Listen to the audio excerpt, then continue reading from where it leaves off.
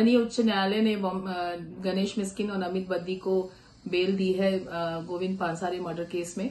सो उसके लिए मैं बहुत उनकी आभारी हूं। लेकिन जस्टिस जो है, मुझे नहीं लगता कि इस मामले में न्याय हुआ है, क्योंकि जो लोग 7 साल से जेल के अंदर बंद थे और अगर कल को वो निर्दोष सिद्ध हो जाते हैं तो उनके वो 7 साल कौन लौटाएगा।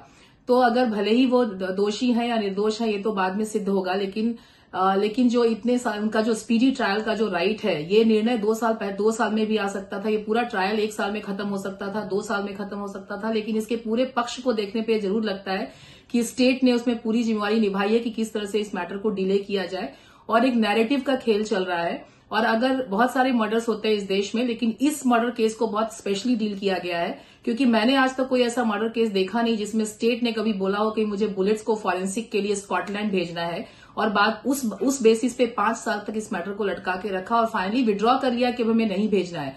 इस पूरे मामले में 250 से ज्यादा विटनेस हैं, इतने दिन से लोग अंदर हैं, लेकिन फिर भी उन विटनेसेस को आज तक उनको विटनेस एग्जामिनेशन भी नहीं हुआ। उसमें से कुछ ही का हुआ है, 33 या 34 लोगों का ही विटनेस एग्जामिनेशन हुआ है।